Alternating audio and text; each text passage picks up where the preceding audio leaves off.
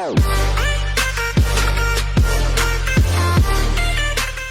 Everyone, my name is CA Mukandar Beniwal and आज की इस वीडियो के अंदर हम बात करने वाले हैं कि अगर आप कोई रेजिडेंशियल प्रॉपर्टीज इंडिया के अंदर सेल आउट कर रहे हैं तो उसके ऊपर आप कैपिटल गेन टैक्स कैसे बचा सकते हैं। हम सबको पता है कि जब भी हम इंडिया के अंदर कोई भी प्रॉपर्टी सेल आउट करते हैं तो उसके ऊपर हमें कैपिटल गेन टैक्स देना होता है। एंड कैपिटल गेन टैक्स दो टाइप का होता है, एक लॉन्ग टर्म कैपिटल गेन और दूसरा शॉर्ट टर्म कैपिटल गेन। इस वीडियो के अंदर हम बात करने वाले हैं कि अगर आप कोई प्रॉपर्टी बेच रहे हैं और उसके ऊपर आपको लॉन्ग टर्म कैपिटल गेन होता है तो वो आप कैसे बचा सकते हैं। तो ज़्यादा टाइम ना वेस्ट करते हुए चलिए शुरू करते हैं। तो अगर आप कोई रेजिडेंशियल प्रॉपर्टी सेल आउट करते हैं और उसका पूरा का पूरा पैसा जितना भी आपको कैपिटल गेन हुआ है उतना अमाउंट अगर आप एक नई प्रॉपर्टी के अंदर इन्वेस्ट कर देते हैं तो आपका पूरा का पूरा कैपिटल गेन टैक्स आप बचा सकते हो उस प्रॉपर्टी पे जो आपने सेल आउट की है। बट इसकी भी कुछ कंडीशंस होती है जो हम एक एक करके जानेंगे क्योंकि सारी की सारी कंडीशंस बहुत इंपॉर्टेंट है। सबसे पहली जो कंडीशन है वो है कि जो भी प्रॉपर्टी आप सेल आउट कर रहे हो that should be a long term capital asset. अब लॉन्ग टर्म कैपिटल एसेट का क्या मतलब है? तो लॉन्ग टर्म कैपिटल एसेट का मतलब होता है कि वो प्रॉपर्टी एटलीस्ट आपने 2 साल तक होल्ड की हुई होनी चाहिए।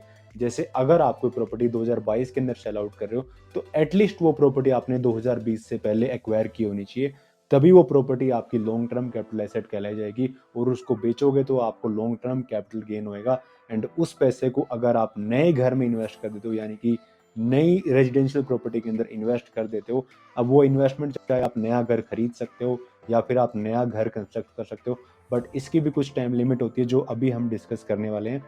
तो अभी हम बात करते हैं कि कितना टाइम पीरियड आपको अलाउड है कि कितने टाइम में आपको नई प्रॉपर्टी के अंदर पैसा इन्वेस्ट करना है कि आपको कैपिटल गेन की छूट मिल जाए।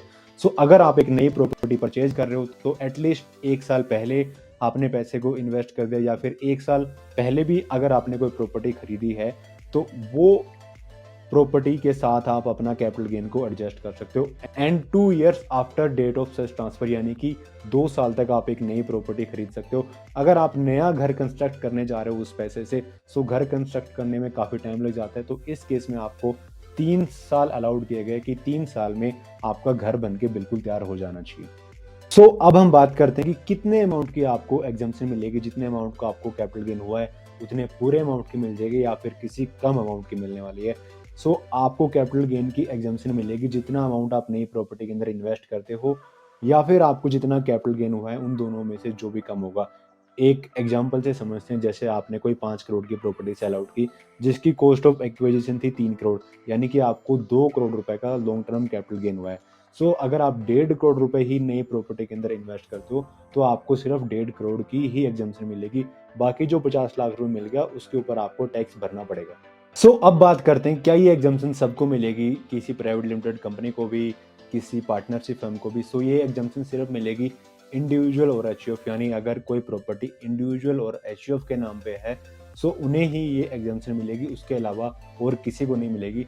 अगर इसके अलावा भी आप लोगों का कोई भी क्वेश्चन है तो कमेंट बॉक्स फ्री है, आप कमेंट करना, मैं हर एक कमेंट का जवाब दूंगा। एंड इससे ज़्यादा अगर आपको कोई और भी इन्फॉर्मेशन चाहिए तो आप मुझे इंस्टाग्राम के ऊपर डीएम कर सकते हैं, वहाँ मैं हर एक डीएम का रिप्लाई करता हूँ। तब तक के लिए टाटा बाय बाय, मिलते हैं नेक्स्ट वीडियो के अंदर।